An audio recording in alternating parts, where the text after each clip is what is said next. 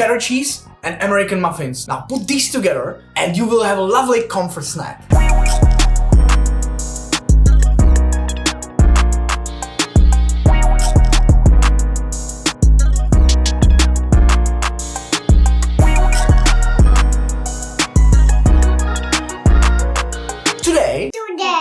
Today we will prepare beautiful American-style cheddar muffins stuffed with caramelized onions and melted cheddar core. And we're gonna sprinkle those with bacon. Our muffins today will be fluffy and soft from...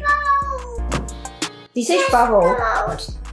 Chceš Pavel? Our muffins... Chceš Pavel? Our muffins today will be salty from this...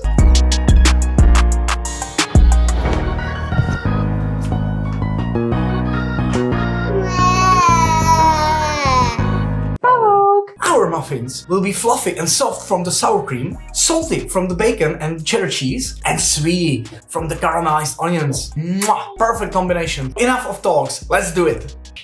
So let's make our caramelized onions first. And when we talk about caramelized onions, the best onions for this are the large ones. So you won't have to cut a lot, okay?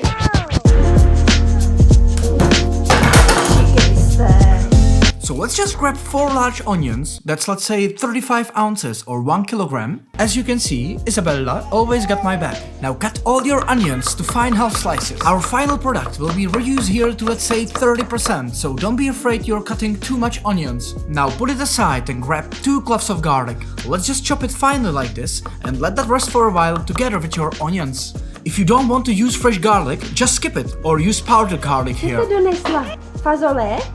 Tak vysypat.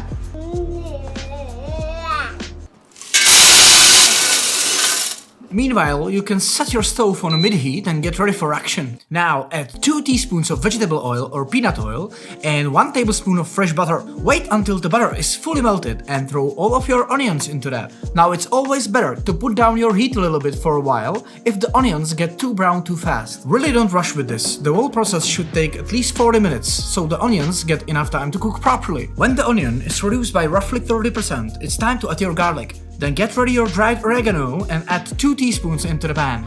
You can of course use fresh oregano, but this is much cheaper and it really goes well with the onions. Now you need to constantly stir your pan. Brown color is okay here, but don't let it stick to your pan too much. Now check this guys, this is not enough. We need this to be much more browner. So at this point we can add 4 tablespoons of brown or dark brown cane sugar. In case you don't want to add sugar at all, you need to turn down your heat to minimum and sear your onions for at least 90 minutes to 2 hours. Now get ready your aceto balsamico or just balsamic vinegar and add 3 tablespoons directly into your pan like this. Now wait until the liquid is reduced to 20%. You can use any salt you want. We just use this sea salt here, more precisely 2 teaspoons of it.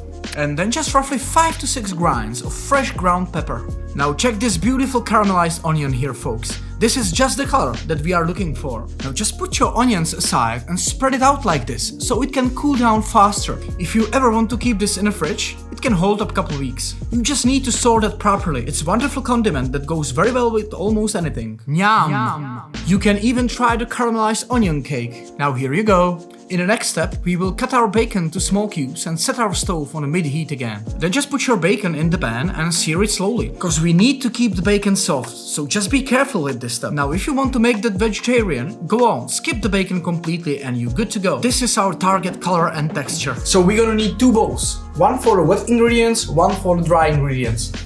Now you can of course use any bowls you have. We're gonna start with dry ingredients.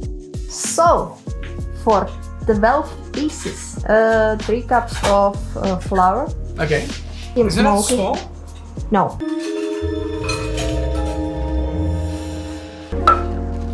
Now let's just add 3 cups of all-purpose flour, follow with 2 teaspoons of baking powder. Now don't add baking soda guys, or you will have a bitter muffins. Continue by adding 2.5 teaspoons of sea salt or any salt you have. Then get your powdered garlic ready. 2 teaspoons is enough here.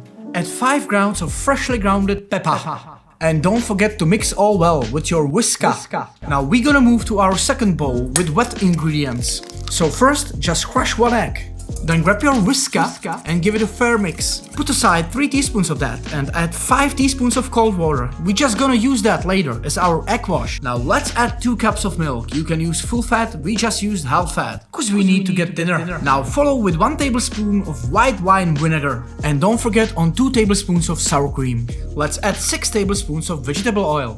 Now in the next step, you're supposed to use Dijon mustard, but if you can't get one, just use any mustard you have. I would probably choose some spicy mustard here. The muffins actually taste better in the end. Follow with 1 really generous tablespoon of finely chopped parsley. Then grab your cheddar cheese and grate 2 ounces or 50 grams straight into our mixture. Now I'll show you something guys, but don't tell anyone. I'm just trying too hard. Just mix all the ingredients well with your whisker.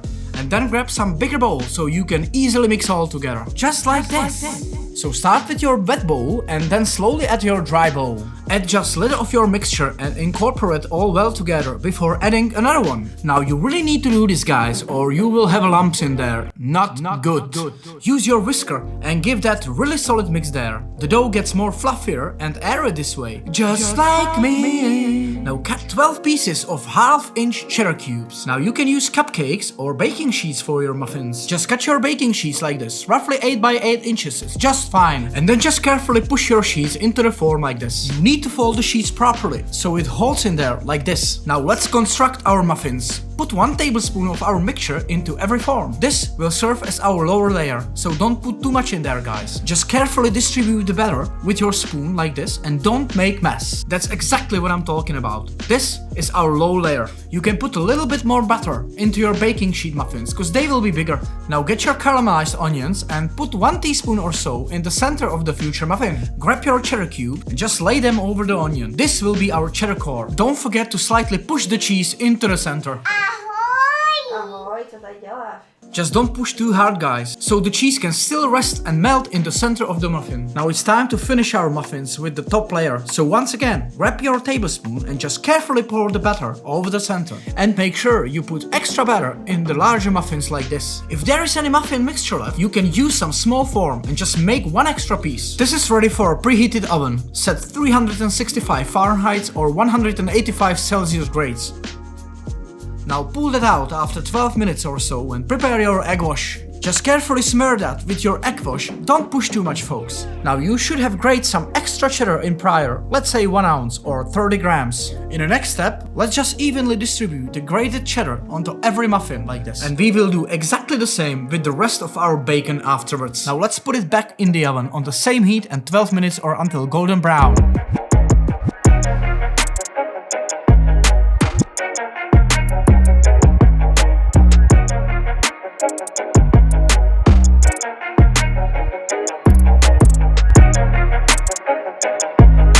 Look, so nice. Let's try.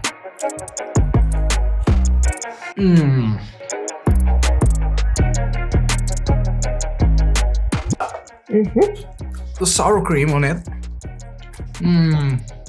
Yeah. It kind of reduces the fat from the bacon and the cheese. It's really good. Really good, yeah? The dough is so fluffy. Oh my god. Guys, if you like this cheddar muffin, you have to subscribe our channel and turn the notifications on. Really means a lot for us, okay? So this is it, and we'll see you next week.